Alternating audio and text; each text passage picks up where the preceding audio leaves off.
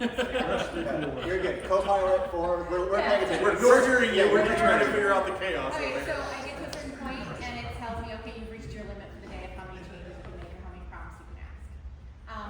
What is the tier breakdown for that as far as like what type of license we have based? What are the limitations based on like how many changes I can make in Copilot per day and how many prompts and so forth based on the different levels? It depends. How many Copilots do you want to talk about? Yeah. Copilot is not a product. Copilot is a brand. Yeah. We have a lot of different solutions that have the word Copilot in it. Our primary flagship product is M365 Copilot. At the commercial level, it's $30 a user a month, and it's kind of like the everything, right? To your point, there are limitations, and if you're hitting those, that would be shocking to me, unless you're doing things like Agent Builder. When you get into some of our extensibility things where you're using agents and using Copilot Studio and building things, then now we also have the concept of credits. And so each thing takes a certain number of credits and there's fuzzy math, right? But if you're specifically M365 Copilot, the flagship product, and you're hitting daily limitations, I'd be really curious about that. Yeah, that's why I was curious about it too. I do a lot of stuff. Yeah. But my understanding is that Microsoft is rolling out some Copilot included with a Microsoft 365 license inside the Office products. Yeah. And so there it may be the free usage inside that paid product that you might be running into. So you might consider upgrading to the $30 a month version that would give you a substantially higher limit, and you probably wouldn't run into those. I think that's what I'm encountering. Yeah. I'm going to make the assumption though that you don't have a Copilot for Microsoft 365 license, and that you're using maybe Copilot Chat with your E5 or similar. That's what we were just Yeah, saying. yeah. She might not be Yeah, on even- the, right. that page. Even the non-Copilot licensed licenses have some Copilot chat being built into like the Office apps like Word, Excel, PowerPoint that you can use, but you will definitely hit limits on that that you wouldn't hit if you were to have a paid version. Also, people are using personal Copilot maybe on a business machine, and they're not using Copilot for Microsoft 365 at all, and they are confusing Copilot Pro with Copilot for Microsoft 365. So How many Copilots are there? Back to his greater point. than 20, Daryl. So the answer to your question is go to Microsoft 365 Admin Center, go to your identity, and figure out what licenses you have assigned. If you do not have the M365 or Microsoft 365 Copilot license, that means you are on a metered solution. And that metered solution you have does have limitations about what's included. And then when you go over the limit, you now have to pay for it. And there's a communication credits type thing that you have like a wallet that you can now deplete. So this is a licensing question, but it's because Copilot's confusing. Yeah, you bet.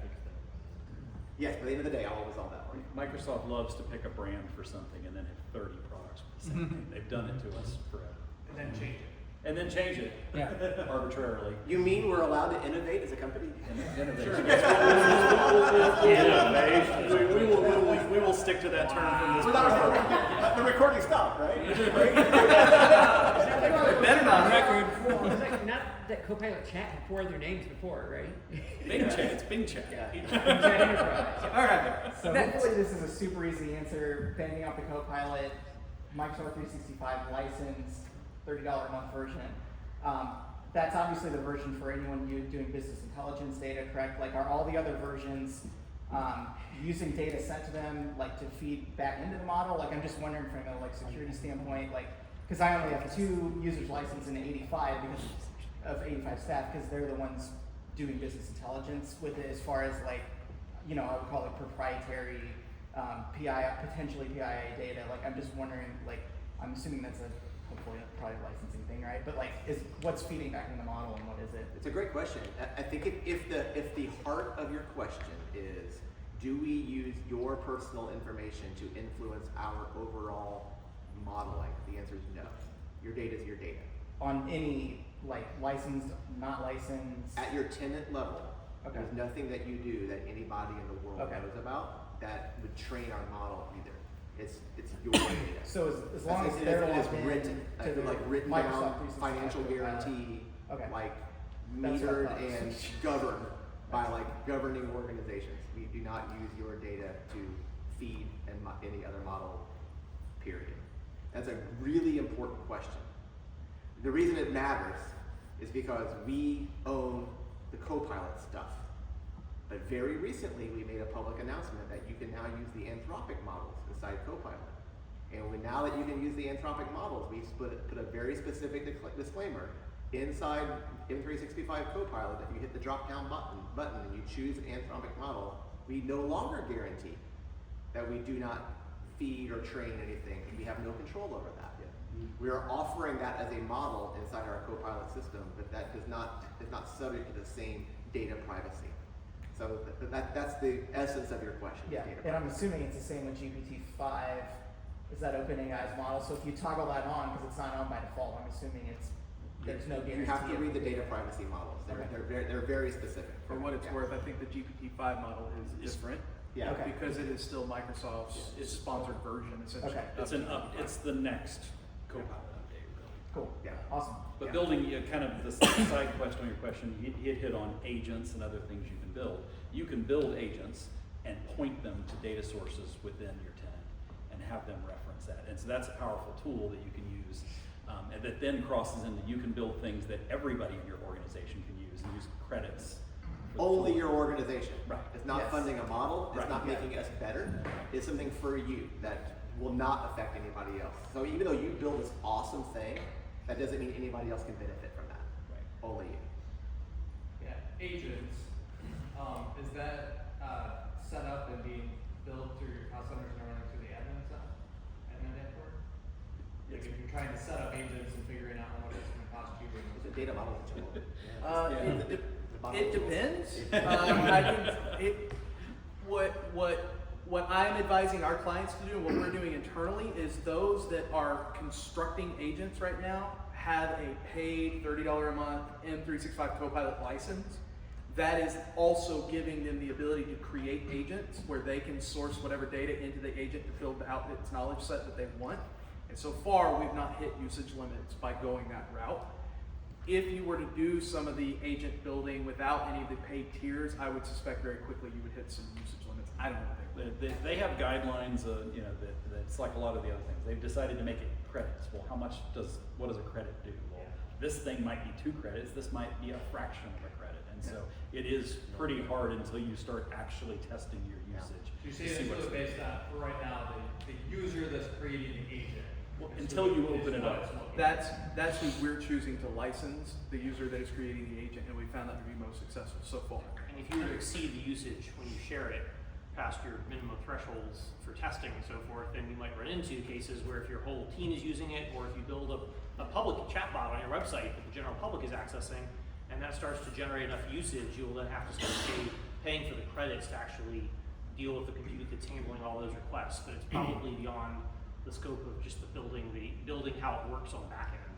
That's the actual usage on an ongoing basis that you would need to pay for a different way, either from the Azure portal, or I think Microsoft has a separate AI portal where you can review the models and the prices, and I mean they make it hard to match the prices with everything. But it is out there. It's just really hard to actually match. The data modeling tools are hard because we don't limit your creativity, right? And so what we provide is guidance about like this type of transaction is usually this many credits. This type of transaction is usually this many credits. This thing that feeds that thing that feeds that thing that does this is usually this many credits. So plan accordingly, right? And so it's usually a little bit of, you try it for a month or two, and then you build your baseline and figure out what you want. So if you're looking for a tool from Microsoft that says that to the penny, this is my cost, you will never get that. You'll be very disappointed. That doesn't exist, because we can't. We can't. Yeah. I will say anecdotally, what we have seen from those that are paying for usage like that is that Microsoft's pricing is very competitive in the marketplace that would be a comparison. So it's not like they're gouging. And a lot of it is what model you choose. If you choose a cheaper model to run, you may pay pennies compared to dollars for the same thing. Now you may not be getting the same output because the more advanced models that cost more can also do more. But if you don't need to do more, you can save a lot of money by using the models that are just as capable. So there's a lot of expertise and experience that you have to get to determine what those optimum things are model-wise. Any question here? So, with Copilot and ChatGPT-5 coming out, if you're already using ChatGPT licensing, What's the advantage of doing it through Microsoft as Copilot? well, I know there's benefits to Copilot in general with integration and everything, but what would, if somebody just loves ChatGPT, you have several licensed users, That would be my COO. Yep. My would they kids. be missing out on anything if I were to go to, what would they be missing out on if I were to go to? A more expand, Copilot with the license? a much more expansive training of the data. The model is definitely bigger. And at ChatGPT versus Copilots is a little bit more focused, I would say. Now, I haven't spent a lot of time with the V5 model, but it is Microsoft's own training model using the same technology. Also, if you have concerns, what Daryl said, your data is your data. If Right. you use the Copilot, your stuff is staying in your tenant.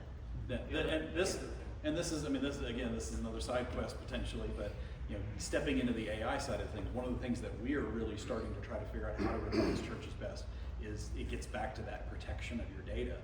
And you as an organization, if your staff are using ChatGPT, you really need to figure out if they need it, you're providing it, you're creating their account, you're configuring the privacy options so that the data is not going to the model, and you're also giving them a written policy that says what they can and cannot use it for. And that's, I mean, heck, even in the Copilot world, you need to be doing that. But at least in Copilot, we know that it's not going back to the world. We don't, you know, we don't want them dumping a bunch of PII into Claude on a free account, and it's going right into the data. So you guys feel secure with the ChatGPT licensed business Licensed and models configured as properly. Copilot? The issue for me is, in part, there's a how big is your attack surface? You know, the more services that you add and share your data with, the more companies can have a breach that can lose your data. So if your data is in Microsoft, because that's where it originates, and then it's also in OpenAI system with ChatGPT, and it's also in the Claude system, and that same data is now in all three systems, any one of those companies having a security issue that they aren't intending necessarily, exposes your data potentially. So just like if you have a company or corporate organization owned system that everybody uses because you've chosen that system, and that's less attack surface for an attacker to go after than having everybody sign up for their own account at one of 20 different providers, it's a similar type of benefit of keeping everything in one place. Now, the benefit with Microsoft is you're already familiar with their terms, you already are using them, like it's not expanding. Yes, you're doing more stuff in the Microsoft ecosystem, which does move your data around elsewhere in their data centers, but it's still under the same identity umbrella and authorization and so forth, as opposed to going with ChatGPT. Maybe ChatGPT does a way better job for the specific thing that you need it for. I'm not saying don't do it. Just keep in mind that every service you add, whether it's AI or not, that your data is connected to becomes another theft point or attack point. So there's a benefit. I don't think that any of the US well-known companies that are doing AI, whether that's OpenAI, Claude or Microsoft, are generally training their models on your data, because that doesn't even make sense. Like I don't know that I can re-describe it, but there's really pulling your data into their global training model isn't something that makes sense, because they can't even guarantee that your data is worth it. How do they evaluate that your data is actually good data that they should be training their model on?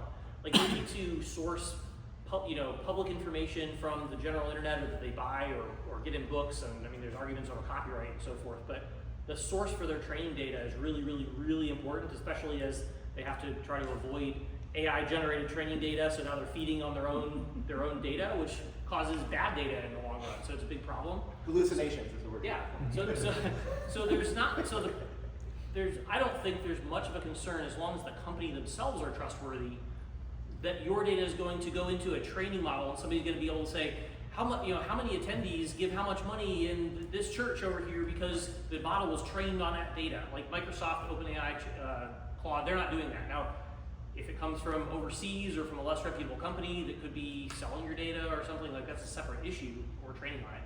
But the security issue, I think, is much more first around, is it in too many different places, and therefore it's more easily accessible, and then also from an internal standpoint, the things that your people can access that they may not realize that they can access are now all of a sudden way more accessible when you give it to a chat model that may go into all of it. So somebody may have access to a SharePoint site that they don't realize that they had access to.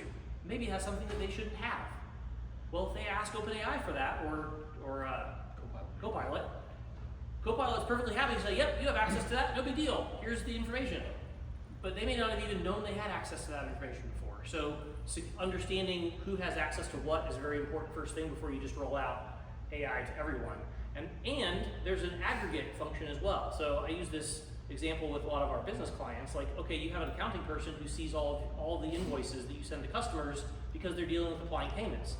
But they don't necessarily have the tools to determine your overall revenue because they can't easily add all those numbers together. They're just seeing individual invoices on a daily basis. But if you ask Copilot to stick all of the invoice totals in an Excel spreadsheet and give you the total, all of a sudden you've made it ridiculously easy for people to discover company confidential information that they, in theory, have business needs to access, but in practice don't need to have that aggregated thing, and it is way easier to get that information now than it was before. So there's those known risks, and that's separate from the unknown risks. Like Microsoft had a security vulnerability that reported where if you sent somebody an email and they had Copilot enabled on their account, it would read the email and follow the directions that an attacker put in that email to send them data back, for example. And they fixed it really quickly, fortunately, but those are the type of attacks that nobody expects because they're brand new, and we just haven't thought about a lot of these things yet. And so that's the unknown risks with AI that we just, like, some of them we just have to accept that we don't know about, and we are taking on an additional risk, but it's not as, we just have to understand that. You answered this, I just want to be clear. If I'm in M365 Copilot and I put in try GPT-5, is that sending it to OpenAI or the GPT-5 version that Microsoft is running? The latter, if it's in Copilot. It's a paid M365 Copilot, and you just say, use GPT-5 model. That's still But it's still staying right there inside of Microsoft. And all of this is in our trust center, our trust portal, and it details all the details, but It's so again, easy you have to to read read. it, right? And it's a lot. But it'd be like, which document? No, that's your point. It's like, which document do I read? It's like, is it more than 8 documents? Is it 50 pages? How do I know the answer? I have one stupid question. Answer my question. Just Right? ask Copilot. Ask Copilot. What you just identified though is like a big thing for every customer, everybody in this room, and everybody that's trying now to think through this. I would give you the analogy. It's similar to 15 years ago when we all had to write our social media policies because we were always concerned, like, what if someone tweets something stupid my pastor did, right? It's similar but different, right? That might be public reputation, but also getting data in a model that everybody has access to could now be public reputation, right?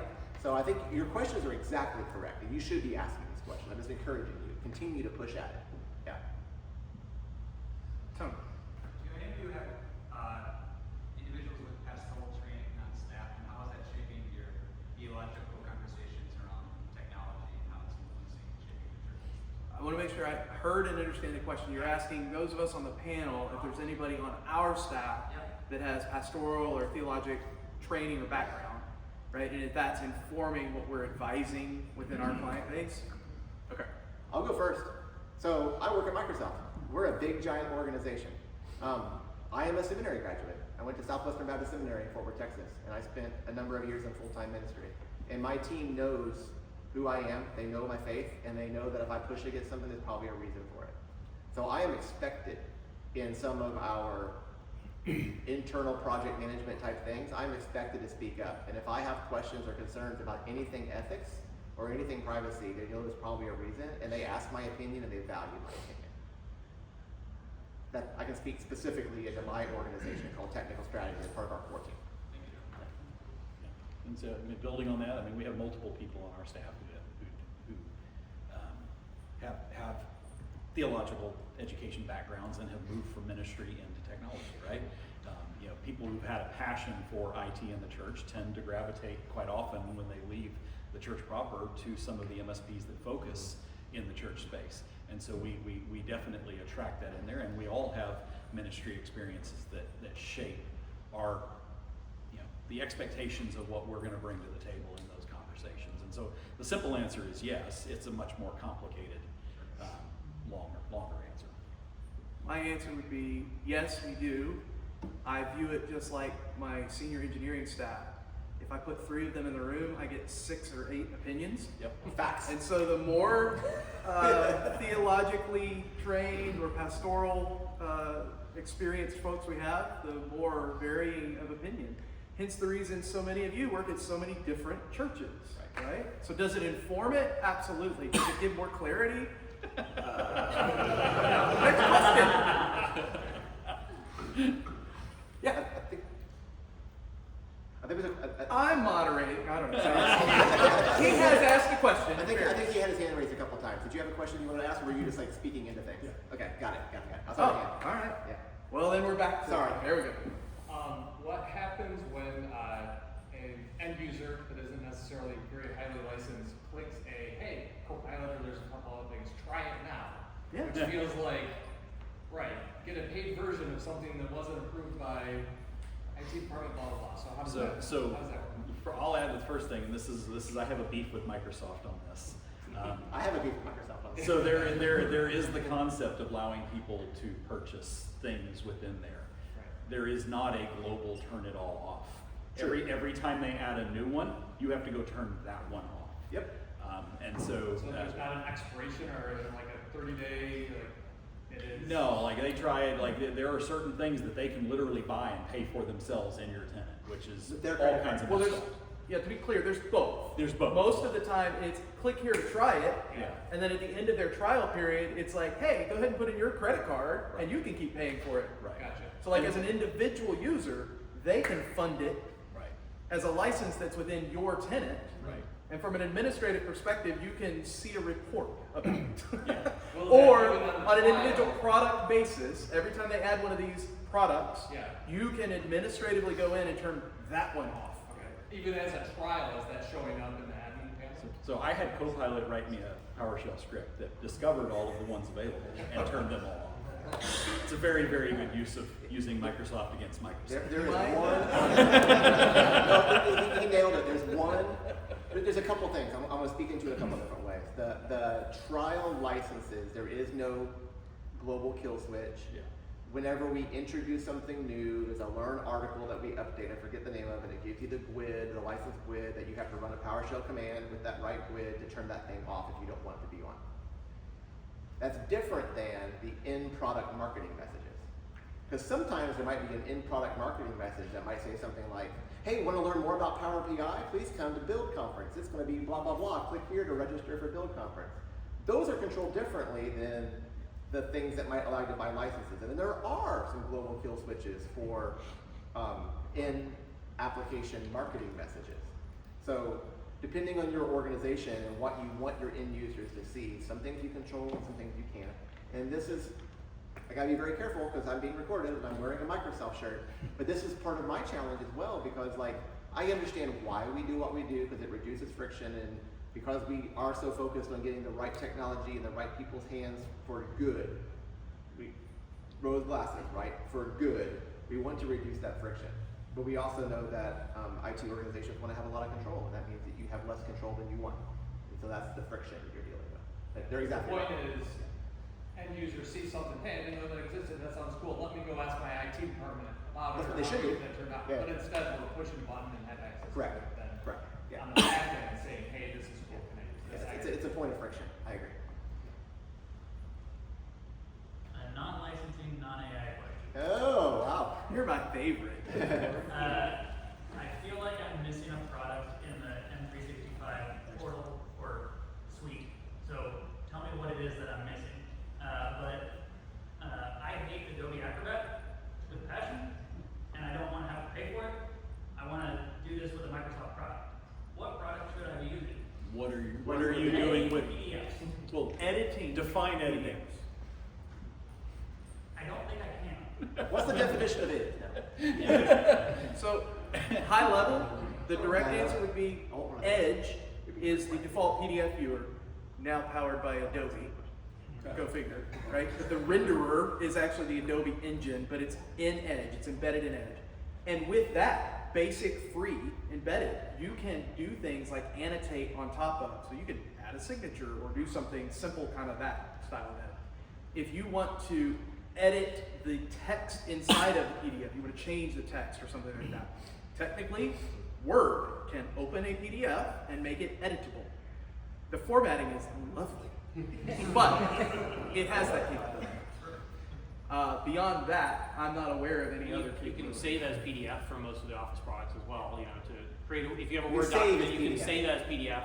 So like there are some workflows there, but I don't think there are many third-party tools that can edit PDFs to varying degrees. Like the Affinity software tools do a relatively good job of editing PDF files that are design documents, more of a design document than a standard like scan of a PDF or something. But there are some things that Adobe Acrobat is just really good at doing, and nothing else quite does as well, because PDF is an Adobe invention.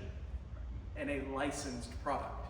Yeah. In order to edit a PDF, to change the contents of said document, there's a license involved. That's the reason you don't find free PDF editors that last very long and they're very good, right? Yeah, and then the reason I was asking for define is, a lot of the viewers, look at preview on a Mac. You can reorder pages, you can pull things in and out. Well, that's editing. Markup is editing.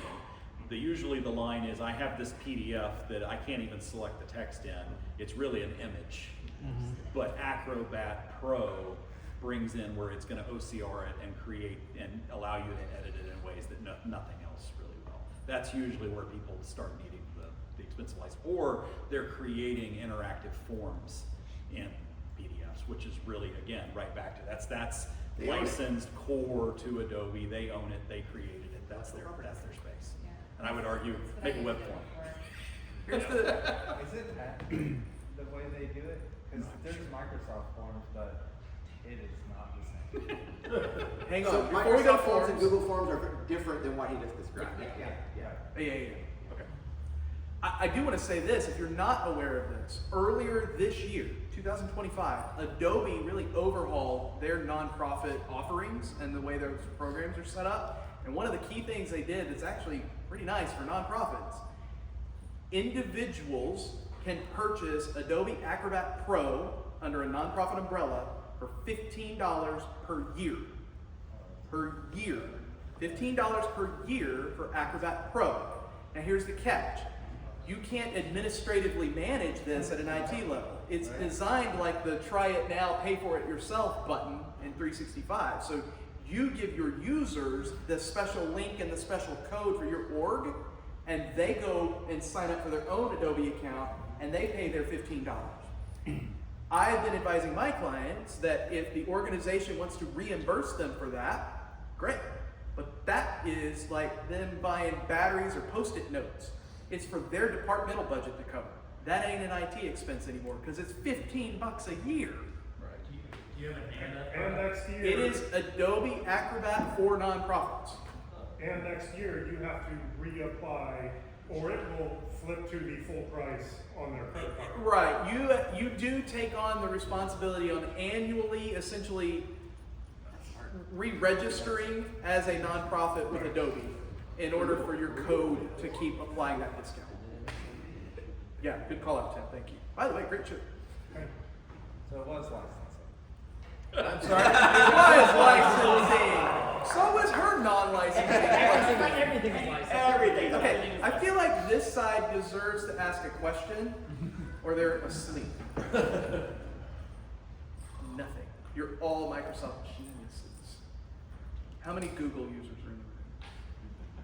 Yeah, see? Very good. Oh, look at that. Now they're creeping up. Very good. And it's hiding back there.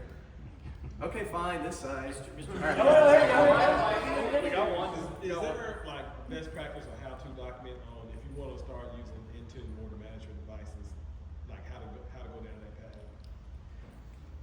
Okay, your question was, is there a how-to document for using Intune to manage what kind of devices? Windows devices. Windows devices.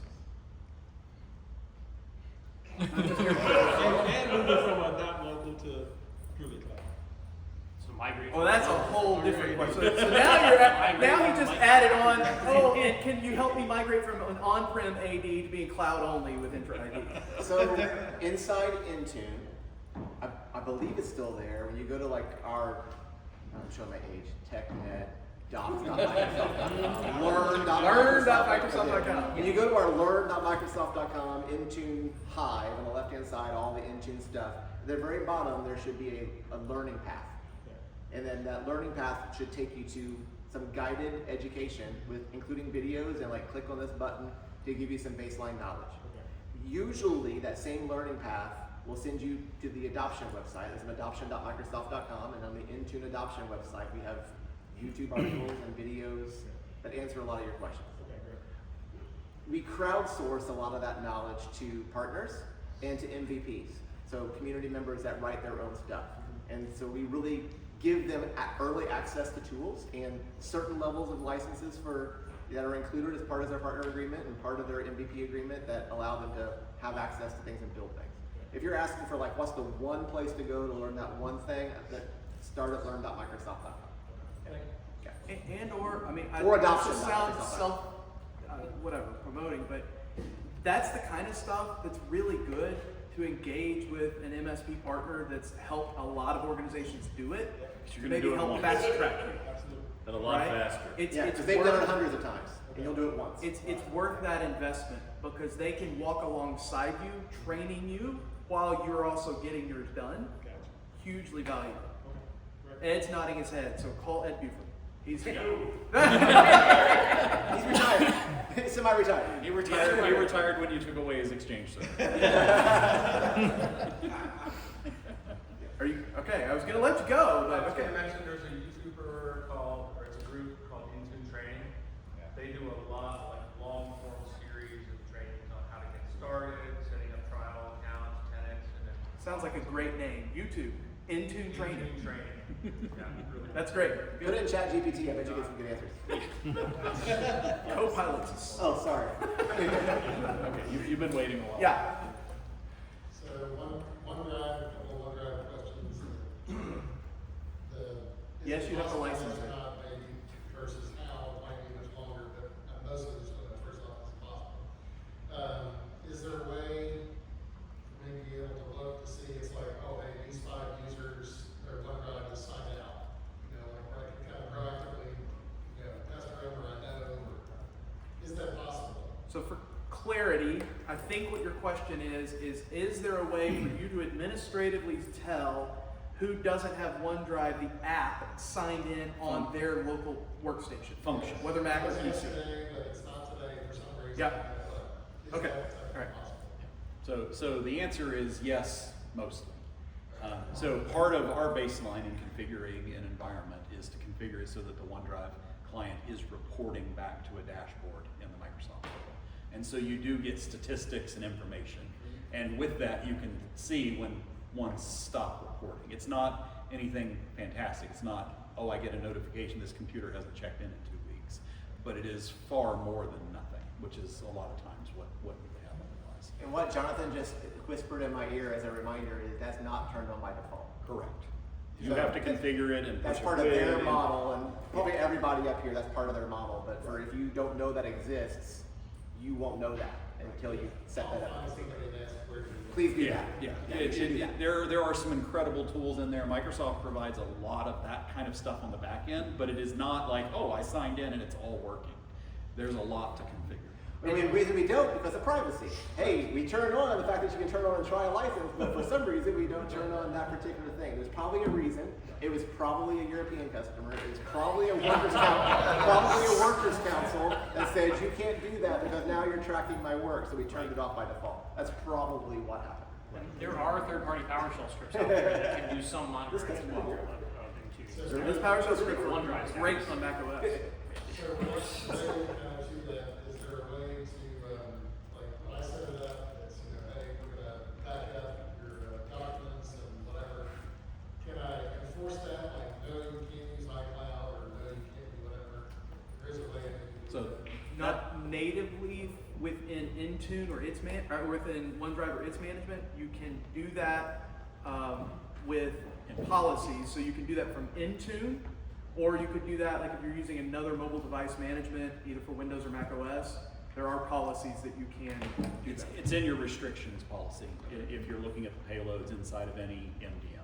And there is one specifically there for not allowing the redirection to iCloud. You can still allow them to use iCloud for files without allowing them to do redirection.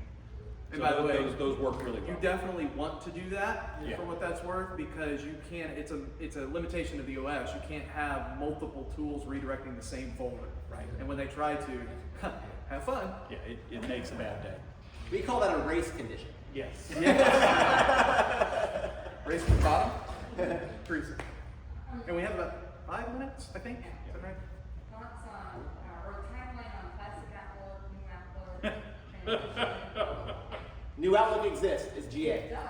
It's GA. It's generally available. When will it work? It is the When will new it hotness. It works great. You will love it. Well, that's- plastic Outlook going away. Classic Outlook is absolutely deprecated and is considered legacy at this point. But actually going away will probably be when the Fortune 50 customers allow Microsoft to remove it. Fun fact, software never goes away. Just goes up in price. I think they resolved all the things that were missing and we were fine. So you'll get 5 different opinions up here, right? There are a lot of things that are not that are not implemented in the new Outlook. The reality is some of those are just because the way people use things have shifted. There's a lot of us with graying hair in here. Like we have opinions of how we want to use things. My boss will never tolerate new Outlook. He wants to use Outlook the same way he was using it 20 years ago, 30 years ago, right? But the products we're using have changed. So he's always complaining, well, my search doesn't give me what I want. Well, use the new one that actually uses the proper search, right? So at some point, some of those things are that. But yeah, I think it has reached reasonable enough feature parity at this point, at least in my opinion. You want to Most use the new people can Outlook. use it. The new Outlook is based upon a code name you may have heard it, maybe not, called Monarch. That Monarch means lots of different things, but Monarch is what controls the calendar part of new Outlook, which is why that Teams now has a new calendar built into it. All the things that you hated about Teams in the past, like not being able to do like delegation and multiple calendars in Teams, that exist now because of Monarch, because new Outlook exists, right? So we're specifically innovating and adding things like Copilot for Outlook that exists here but not there, right? So to answer your question, is there a day that the classic Outlook will stop working? No. Is there a day that it will stop being innovative? Yep, we're there, right? Is there a day that's now under extended security updates? Yes, you're there now, right? Kind of like Windows 10, right? You've got like, today's the 6th, 8 days. You got 8 days, but it's not like it's going to stop working, right? So you just have to now make these changes to understand like what's that pain of saying. And if you don't make decisions to move forward soon, then now your ability to move forward later will be almost impossible. I'll give you an example very similar to what you asked. I'm working with a customer right now that's in 2025 dark to cloud. They are a 100% on-premises customer. And they want to move some of their workloads to the cloud, and those tools to move don't exist anymore. We stopped them because everybody already moved. So now we're having to figure out how do I make that happen now? Money.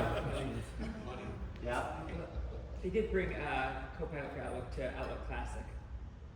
What? Copilot for Outlook is Well, it's a actually button. Classic. Yeah, I there's don't a believe button. it is feature parity. It does not work. The button exists. You're correct. I just heard it. I will say this too. How many of you have maybe heard me or somebody else say that Teams is the place you get work done? Everything you need to do is in Teams. And what's the inevitable next question? Why is email not in Teams? Email? Well, the new calendar is, right? Monarch. So think about it. All right. Yeah. This is a question for Microsoft in general, but what were you thinking and how did I will leave the one Microsoft employee to answer all those questions. If you want to complain, come talk to me. I can follow your technical feedback. I have direct access to the team. That's my job. We technically have 2 minutes left. I think we're good to hang out for like one more question if somebody has one. You guys are done and ready for snack number 2. All right, go for it. Last question. So we used Power Automate, Power Platform, and we use Service Account.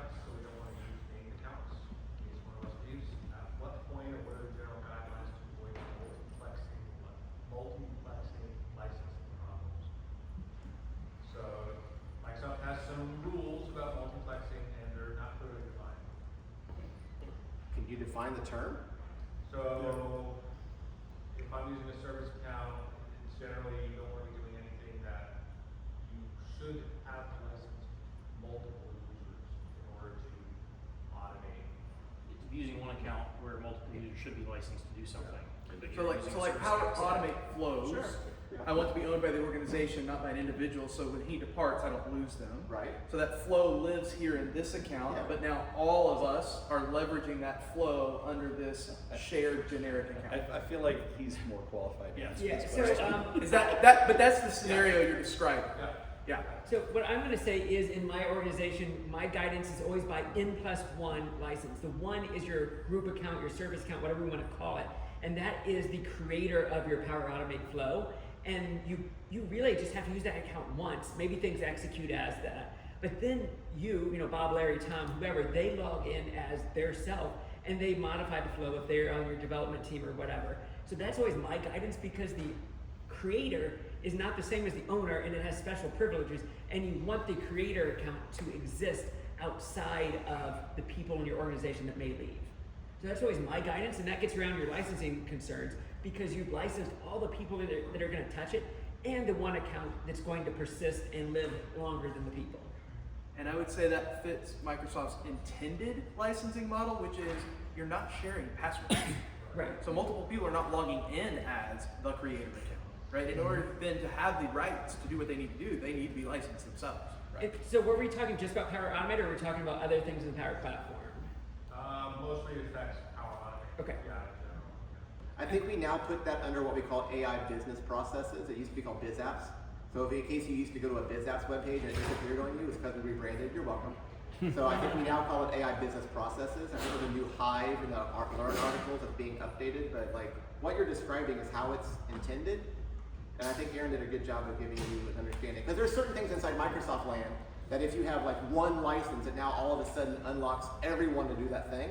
It's against your terms of service, but you can do it, right? I think that's kind of the heart of it, of like you're intended to buy licenses to do the thing, like Intra P1, for example. I'm sorry, what? Yeah, exactly, Intra P2, for example, right? So I just want to make sure, if I can kind of say that back here, if I'm building a flow, I'm licensed to do what that flow does. I'm not breaking any rules by just changing what it runs on it. Right. Because I'm licensed. But I'm suggesting you have a service account that creates it initially, It is just so licensed. if you leave the organization tomorrow, the thing just doesn't fail. Right. But yeah. Right, which would also have a license for that. Correct. So you have a service account with a license, and then each user also has a license. Would be When in doubt, just license everybody that touches it, and you're in compliance. Thank you. Yeah. And I know we're out of time, but if you have any questions about Power Platform, licensing, et cetera. Aaron's got That is his whole world. Yeah, that's- I'm happy to chat. Kind of all he does, really. Yeah. He's really nerdy. Why Because aren't he's you too up here? nerdy. Why are you not up here? Because I didn't know we were going to have a Power Platform. This is the heckler's row. Round two. No, I'm kidding. Thank you guys so much. We will see everybody in somewhere for Tin Talks. Right here for Tin Talks? You think it need to be bigger? I don't have my phone because you made me put it on the stand. I would just Oh, here, I'll stop it for you.